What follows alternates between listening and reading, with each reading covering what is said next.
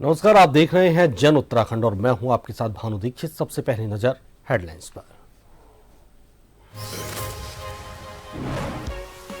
धामी सरकार की बड़ी पहल, बालिकाओं के भविष्य पर फोकस, जल्द लाई जाएगी स्कॉलरशिप योजना। पर्यटन और कौशल विकास विभाग मिलकर बनाएंगे कार्य योजना।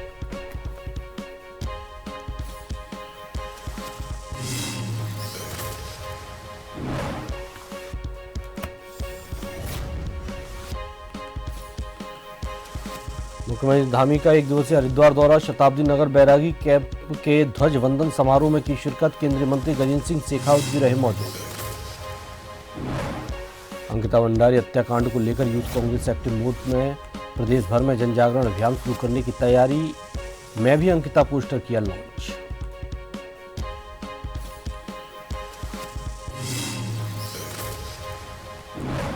हरिद्वार में कार और ई रिक्शा की टक्कर, 3 की मौत, 4 युवकों की हालत गंभीर। गाड़ी पलटी, लोगों ने शवों को निकाला।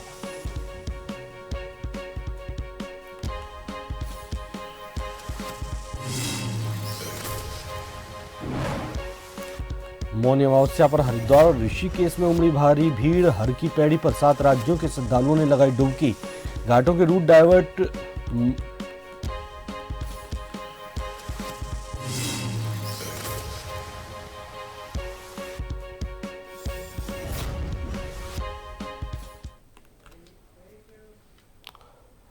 और खबरें विस्तार से। हरिद्वार के शांति कुंज में अखिल विश्व गायत्री परिवार की संस्थापिका वंदनीय माता भगवती देवी शर्मा और अखंड दीपक का शताब्दी समारोह ध्वज वंदन के साथ शुरू हुआ। मुख्य अतिथि मुख्यमंत्री पुष्कर सिंह धामी ने माताजी के जीवन को त्याग और साधना की ज्योति बताया।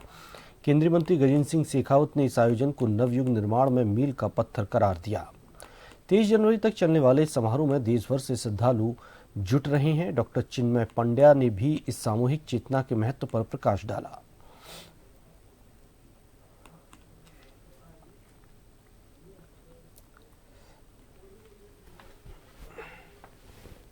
देश भर के और दुनिया भर के लगभग 40,000 से भी अधिक साधक भक्तगण, गायत्री परिवार के सदस्यगण यहाँ पहुंच रहे हैं।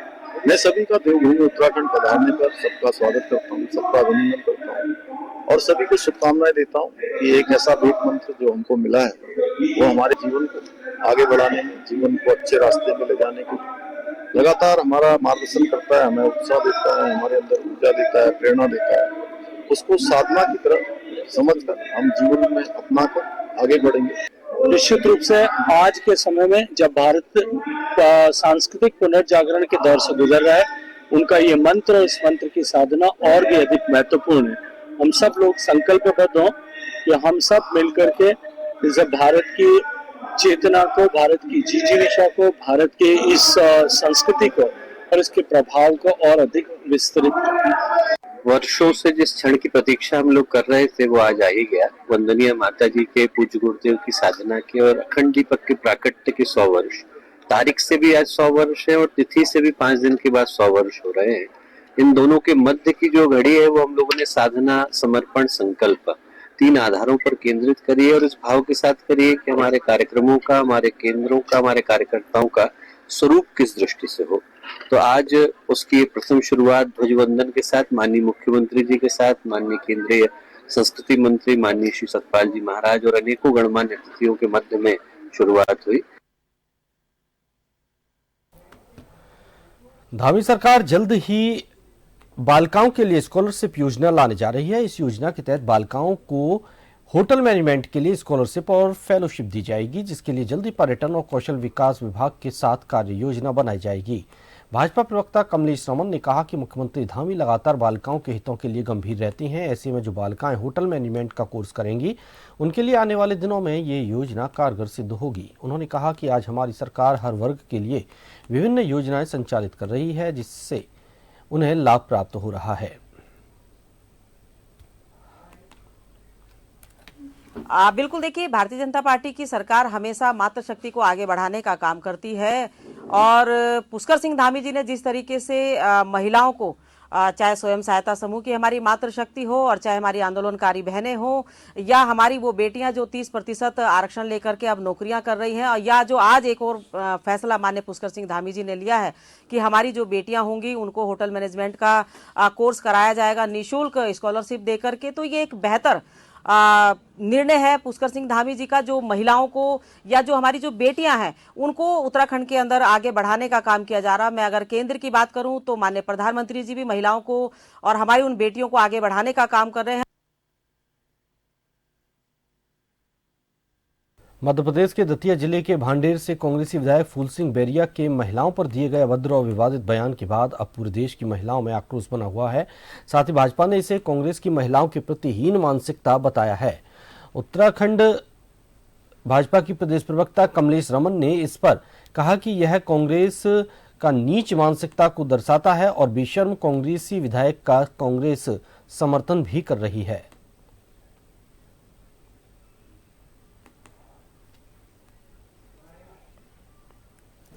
देखिए, शर्म आनी चाहिए मध्य प्रदेश के उस विधायक को और कांग्रेस को शर्म आनी चाहिए और महिलाओं से माफी मांगनी चाहिए। कौन से ग्रंथ में लिखा है कि महिलाओं के साथ या SC ST या आदिवासी महिलाओं के साथ रेप करने से पुण्य मिलता है? कौन से ग्रंथ में लिखा है कांग्रेस के? मुझे लगता है कि कांग्रेस के बायलॉज में लिखा होगा ये सब चीजें। ये वही पार्टी है कांग्रेस जो तंदूर में एक अपनी प्रेमिका को झोंकने का काम कांग्रेस के लोग करते हैं। तो कांग्रेस की मानसिकता दिवालिया हो चुकी है। कांग्रेस को शर्म आनी चाहिए और राहुल गांधी जी को माफी मांगनी चाहिए इसके ऊपर कि उनके विधायक मध्य प्रदेश की इस तरह की भाषा का इस्तेमाल करते।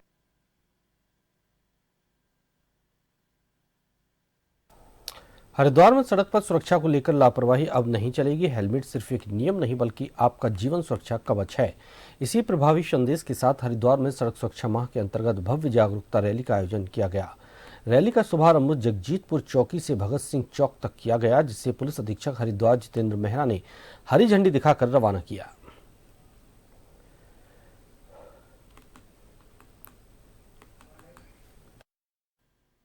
ये हमारा सड़क सुरक्षा माह चल रहा है, उसका शुभारंभ SP सर के द्वारा वाहनों की रैली को एक्चुअली झंडी देकर स्टार्ट किया गया है। अब इस पूरे माह के अंतर्गत हमारे विभाग द्वारा विभिन्न प्रकार के कार्यक्रम आयोजित किए जाएंगे, जो विभिन्न विद्यालयों NGO आदि में उनके माध्यम से भी किए जाएंगे। इसमें नुक्कड़ नाटक, पोस्टर प्रतियोगिता, निबंध प्रतियोगिता आदि का आयोजन किया जाएगा। साथ ही जो भी अन्य लोग हैं, टैक्सी मैक्सी यूनियन को यातायात के नियमों के प्रति जागरूक किया जाएगा। रुड़की के प्राण कलियर से दिन दहाड़े गुंडागर्दी करने का एक मामला सामने आया। यहां पर कुछ कार सवार दबंगों ने एक युवक का अपहरण कर लिया और उसके साथ जमकर मारपीट की। हालांकि किसी तरह युवक ने कार से कूदकर एक गेस्ट हाउस में घुसकर अपनी जान बचाने की कोशिश की, लेकिन दबंगों ने उसे वहां भी नहीं छोड़ा और वहां भी पीड़ित को लात, घूंसों और लाठी डंडों से पीटा।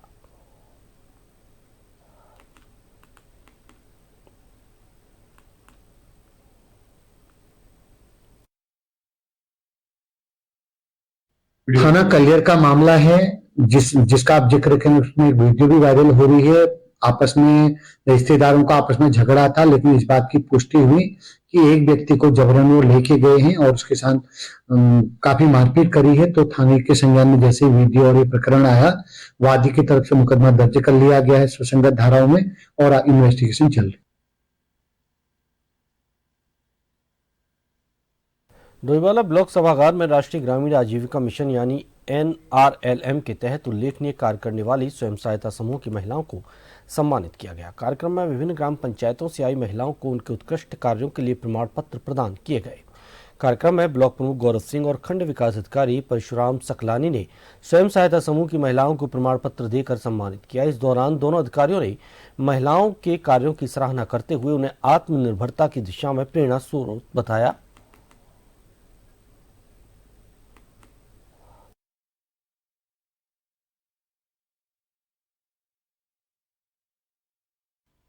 ब्लॉक प्रमुख जी की अध्यक्षता में सम्मान समारोह रखा गया है। ये सम्मान समारोह हमारे समूह में जितनी भी महिलाएं उत्कृष्ट कार्य कर रही है अपने क्षेत्र में, उनको दिया गया है। इसमें कम से कम हमारे 5 क्लस्टर की महिलाओं द्वारा प्रतिभाग किया हुआ है।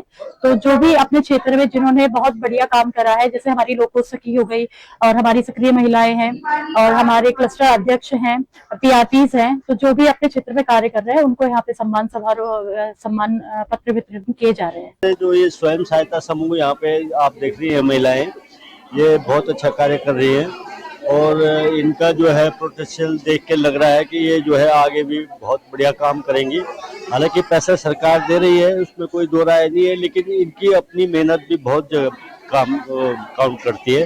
हर जगह ये लोग जो है जहाँ पर भी कोई भी प्रोग्राम है उसके लिए बुलाते हैं तो ये तुरंत वहाँ पर पहुँचती हैं। जो आजीविका मिशन से जुड़ी हुई जितने भी समूह डोईवाला विकास खंड में है उनके लिए हमने एक सम्मान समारोह रखा है, कहीं ना कहीं इनको इनकरेज करने के लिए। और हमारी इच्छा है कि जो हमारी जो मातृ शक्ति है वो बेहतर काम करे, आजीविका अपने आप ही जो अपने सोर्सेज ऑफ इनकम है अपने घर के लिए, अपने और भी महिलाओं को अपने साथ जोड़ के बेहतर काम कर सके। और मुझे खुशी है कि डोईवाला में हम लोग बहुत बेहतर काम कर रहे हैं।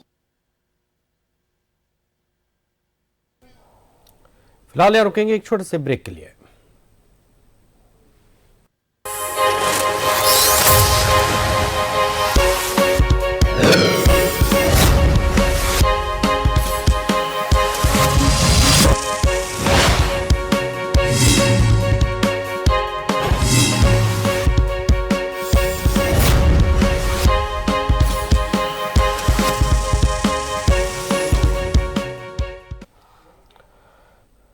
ब्रेक के बाद आपका स्वागत है। आगे बढ़ते हैं। कारवेट से सटे रामनगर वन प्रभाग के अंतर्गत नया बाईपास पुल के पास बाघ के हमले से क्षेत्र में दहशत फैल गई है।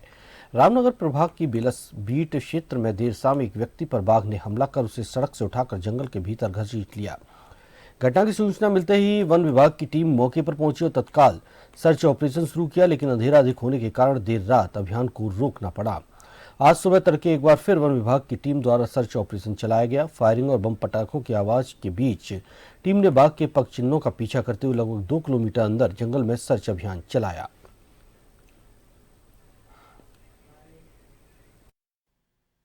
कुछ महिलाएं जंगल से लकड़ी लेके आ रही थी तो उन्होंने वन विभाग की टीम को सूचना दी कि वहां पर कुछ कपड़े और जूते पड़े हुए हैं। तो हमने टीम को निर्देश दिया कि वहां पर सघन कॉम्बिंग की जाए और जांच की जाए क्या प्रकरण है। तो टीम के द्वारा बताया गया कि वहां पर कपड़े पड़े हुए और टाइगर के पगमार्क वहां पर मौजूद थे। तो टीम के द्वारा रात को सघन कॉम्बिंग की गई तो लेकिन वहां पर कुछ मिला नहीं। तो अत्यधिक अंधेरा होने के कारण टीम रात को वापस आ गई। टीम को निर्देश दिया गया कि सुबह क्षेत्र में जाकर के सघन कॉम्बिंग की जाए। तो टीम के द्वारा सुबह सघन कॉम्बिंग की गई। वहां पर टाइगर के पगमार्क स्केच मिले तो कुछ दूरी तक जाने पर वहां पर अधखाया हुआ सर बरामद हुआ। अंकिता भंडारी हत्याकांड को लेकर यूथ कांग्रेस उत्तराखंड अब एक्टिव मोड में आ गई है। प्रदेश भर में इस मामले को लेकर व्यापक जन जागरण अभियान शुरू करने की तैयारी की जा रही है। उत्तराखंड बूथ कांग्रेस ने अंकिता भंडारी हत्याकांड को लेकर बड़ा अभियान छेड़ने का ऐलान किया है। इसी कड़ी में आज कांग्रेस मुख्यालय देहरादून में यूथ कांग्रेस ने प्रेस वार्ता कर अभियान की रूपरेखा साझा की। यूथ कांग्रेस ने इस दौरान मैं भी अंकिता अभियान के पोस्टर को लॉन्च किया। संगठन का कहना है कि इस अभियान के तहत प्रदेश के गांव-गांव और कॉलेजों में जाकर लोगों को अंकिता को न्याय दिलाने के लिए जागरूक किया जाएगा।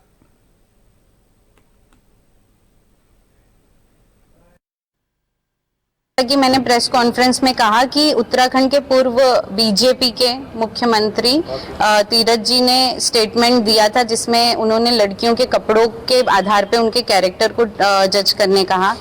वैसे ही अभी मौजूदा मिनिस्टर रेखा आर्या के हस्बैंड ने कहा 25-25 हजार में लड़कियां बिकती है।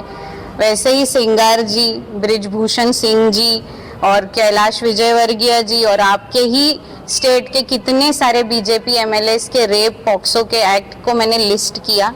और मैं मानती हूँ ये सब भी एक बहुत बड़ा कारण है कि उत्तराखंड में और देश भर में लड़कियों के साथ उत्पीड़न हो रहा है, रेप हो रहा है, मोलेस्टेशन हो रहा है, सेक्सुअल हरासमेंट हो रहा है, ईव टीजिंग हो रही है, एसिड अटैक हो रहा है। ऐसी सारी महिला विरोधी सोच का बहुत बड़ा कारण होता है कि सरकार की क्या नीतियां हैं, सरकार की क्या सोच है और वो कहां से मोटिवेटेड सोच ये पुरुषों में आ रही है।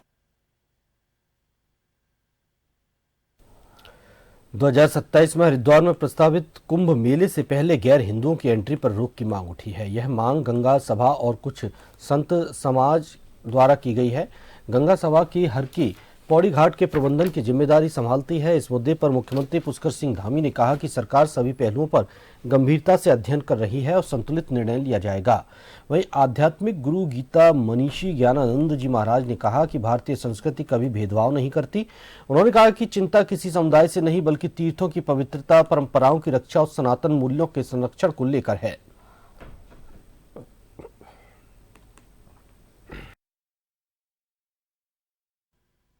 वैसे आप मूल में देखें तो हमारी संस्कृति ने कभी भी किसी को वो नहीं किया। रस खान का हमने आदर किया है, रहीम को आज भी हम पढ़ते हैं, गाते हैं, उनका पूरे सम्मान करते हैं। अभी हमने बात की थी एपीजे अब्दुल कलाम राष्ट्र के राष्ट्रपति, तो उनका आज भी सम्मान है।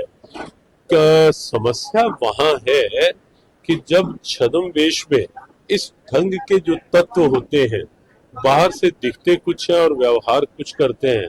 व्यवहार में उनके कहीं ना कहीं द्वेष भरे होते हैं, कहीं ना कहीं सनातन सोच को समाप्त करने की बात भरी होती है कि वो अपनी सोच को आगे बढ़ाने के लिए कहीं ना कहीं एक इस ढंग का वातावरण बनाते हैं, प्रदूषण फैलाते हैं। तो वहां ये विचार सोचने पड़ते हैं सरकार को भी और समाज में भी कि कम से कम हमारे स्थान जो है उनमें कोई आकर अपवित्रता की स्थिति न बनाए। उस दृष्टि से ये सोच जो है बनी है। जिले के पर्यटन नगरी रानीखेत विधानसभा क्षेत्र के कठपुड़िया इलाके में शनिवार देर रात जंगल में आग लग गई। रात 1:24 पर फायर स्टेशन रानीखेत को सूचना मिली कि आग तेजी से रिहायशी क्षेत्र की ओर बढ़ रही है, जिससे लोगों में दहशत फैल गई। सूचना मिलते ही फायर सर्विस रानीखेत की टीम लीडिंग फायरमैन महिपाल के नेतृत्व में मौके पर पहुंची। टीम ने पंपिंग होज रील पर कड़ी मशक्कत के बाद आग पर पूरी तरह काबू पा लिया। समय रहते आग बुझने से बड़ा हादसा टल गया। किसी प्रकार की जनहानि या संपत्ति का नुकसान नहीं हुआ।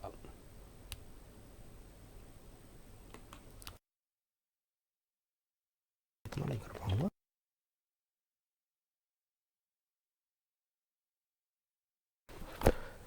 रुड़की न्यायालय परिसर से एक बड़ी लापरवाही का मामला सामने आया है, जहां चेक बाउंस प्रकरण में दोषी ठहराया गया अभियुक्त सजा का ऐलान होते ही पुलिस और कोर्ट कर्मचारियों को चकमा देकर फरार हो गया। अदालत परिसर से अभियुक्त के फरार होने की घटना के बाद पुलिस महकमे में हड़कंप मच गया। इधर न्यायालय से जुड़े इस गंभीर मामले में लापरवाही की भी जांच की जा रही है।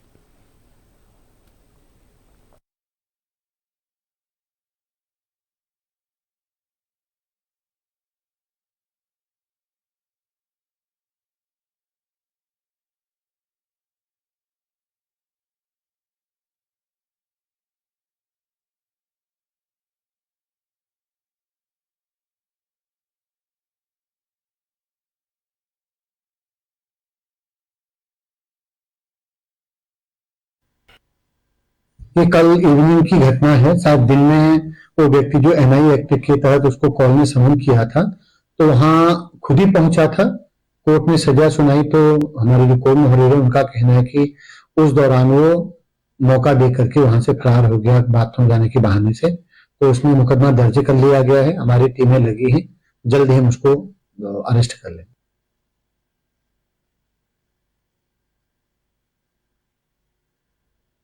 पूर्व कैबिनेट मंत्री ने गुरुकुल नारसन में स्कूल के छात्र छात्राओं को स्वेटर बांटे, जिसके पश्चात उन्होंने अपने कार्यालय पर पिरपुरा और नसीरपुर गांव के लोगों को धन्यवाद अदा करने के लिए बुलाया और उन्हें सम्मानित भी किया।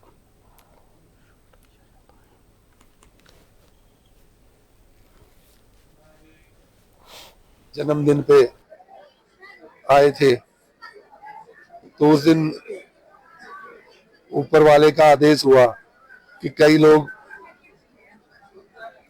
बहुत ज्यादातर तो सामर्थ्य है, लेकिन कुछ लोग ऐसे भी हैं जो बच्चों को सही से गर्म कपड़े भी नहीं दे सकते। तो ये दिमाग में आया और हम बोल गए थे कि बच्चों को भी और टीचरों को भी, सबके लिए एक गर्म कपड़े लेके आएंगे और उसका वितरण करने के लिए आज हम स्कूल में आए हैं और मालिक से दुआ करते हैं सबके लिए कि हमेशा इस स्कूल में जर्सियां बढ़ती रहें, टीचरों को सूट मिलते रहें। ये मेरी इच्छा है कि हमेशा ऐसा कुछ करने को परमात्मा हमें करता रहे, कर करवा। भाई माननीय मंत्री जी तो हमारे लगातार जब से इस क्षेत्र में आए तब से ही लगातार सेवा कर रहे हैं लोगों की। आप किसी भी प्रकार से देख ले, माननीय मंत्री जी के द्वार से कभी कोई खाली हाथ नहीं गया। वो जैसी भी परिस्थिति में जिस भी प्रकार से उसकी सहायता करनी हो, हर परिस्थिति में हर प्रकार से। और आप ये जमावड़ा देख सकते हैं लोगों का, आज भी जिस प्रकार से निरंतर माननीय मंत्री जी को प्रेम मिल रहा है लोगों का, ऐसा लग रहा है कि तत्काल में भी विधायक माननीय मंत्री जी हमारे क्षेत्र से। मैं ब्रह्मपुर का निवासी हूँ। हमें जर्सी मिली है, सब हर विद्यार्थी को एक जर्सी बांटी है उन्होंने। क्या कहेंगे?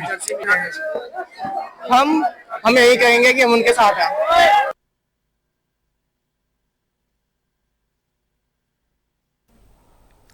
देवभूमि उत्तराखंड 2027 में होने जा रहा अर्धकुंभ मेले से पूर्व धर्मनगरी हरिद्वार में कुंभ मेला क्षेत्र को गैर हिंदू प्रतिबंधित क्षेत्र घोषित करने की मांग उठी है। हर की पौड़ी की व्यवस्था देखने वाली गंगा सभा समिति के साथ ही अन्य कई तीर्थ पुरोहितों ने यह मांग उठाई है। तो वहीं हर की पौड़ी क्षेत्र में अहिंदू प्रवेश वर्जित के बोर्ड भी लगा दिए हैं, जिसके बाद बड़ा विवाद जन्म लेता दिखाई दे रहा है। वहीं वक्फ बोर्ड अध्यक्ष शादाब शम्स का कहना है कि सनातन धर्म से जुड़े लोगों की राजधानी देवभूमि उत्तराखंड है और देवभूमि में अर्धकुंभ बहुत बड़ा आयोजन।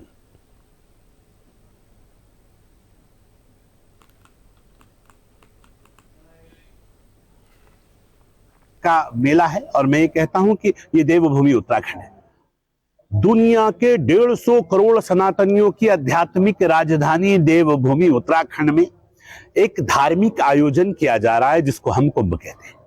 तो अगर मेरे मुख्यमंत्री ये कहते हैं कि जिसकी आस्था मां गंगा पे न हो, जिसकी आस्था कुंभ पे न हो, उस किसी भी व्यक्ति को नहीं आना चाहिए, तो मुझे लगता है इससे अच्छी बात हो नहीं सकती।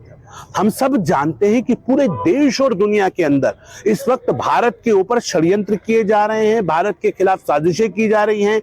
बहुत सारे ऐसे लोग जो हमसे नफरत करते हैं वो कुछ भी हरकत इन आयोजनों में कर सकते हैं। ऐसे इनपुट्स अलग अलग इन्वेस्टिगेटिव एजेंसी से मिल रहे हैं। तो क्या कोई भी मुस्लिम समाज का व्यक्ति जो आस्था न रखता हो और वहां आ जाए तो कल को आरोप अगर कुछ मिस हैपनिंग हो जाती है तो किस पे लगेगा?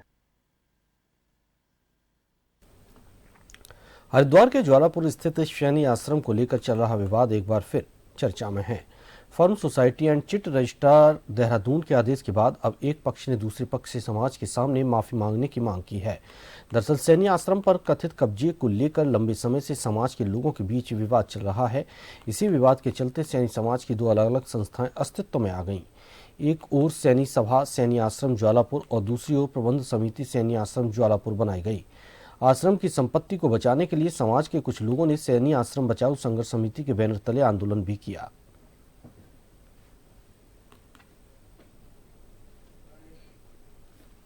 सैनी समाज की ऐतिहासिक और प्राचीन धरोहर को हड़पने की नीयत से समाज के कुछ जयचंद और कालनेमियों ने 2024 में एक संस्था पंजीकृत कराई, गुपचुप तरीके से फर्जी दस्तावेजों के सहारे। लंबा एक संघर्ष चला और 13 जनवरी को माननीय सभी पक्षों की सुनवाई के बाद जो रजिस्ट्रार महोदय हैं, registrar firm society and chits, इनके द्वारा आदेश दिया गया कि चूंकि वो संस्था जाली दस्तावेज, फर्जी दस्तावेजों के आधार पर बनी थी और उसमें तथ्यात्मक जो तथ्य थे वो गलत थे, तो इस वजह से उसको निरस्त किया जाता है।